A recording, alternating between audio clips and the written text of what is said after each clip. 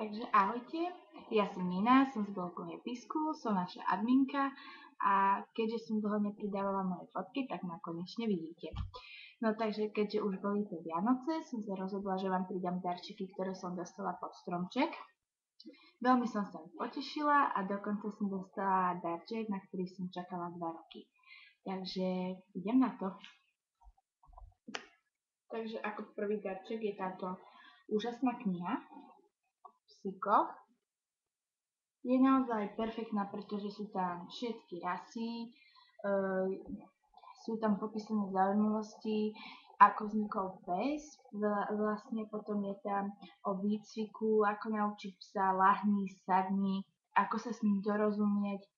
Je to vážne skvelé a myslím si, že som túto knižku dostala aj preto, pretože mám veľmi rada psy a v budúcnosti chcem byť veterinárka.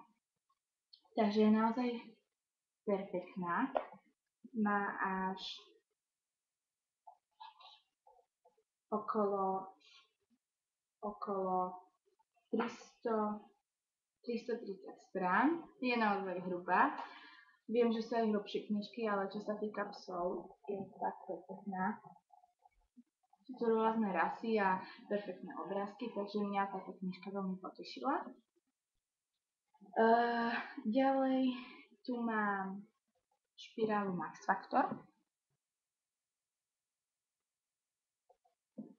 ktorá je tiež perfektná.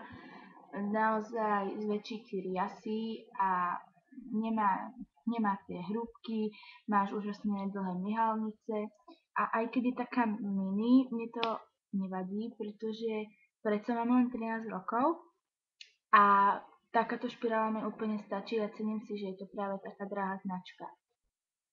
Takže je naozaj perfektná. Veľmi som sa aj potešila, nečakala som to. Tak, to bol ďalší darček. Ďalej tu mám labelo s príchuťou jahody, mám ho aj na perách. Neviem, či je ho vidieť. Je naozaj perfektné. Je také červené. Nefarbí moc silno, iba slabúčko. A naozaj perfektne vonia.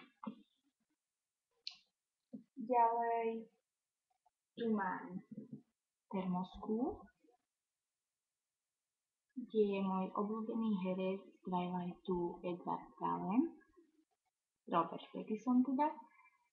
A je naozaj perfektná, veľmi som sa aj potešila, pretože tam môj obľúbený herec. A čo dodať? Je perfektná. Tak to bol môj predposledný darček a posledný darček vám nemôžem ukázať, pretože je to notebook, na ktorom teraz som a kamerujem. Je perfektný, je to značka Toshiba a notebook som si želala už asi 2 roky a veľmi som sa potešila a dokonca som až plakala od radosti. A tento notebook je naozaj perfektný a som s ním spokojná. Takže dúfam, že sa vám video ľúbilo a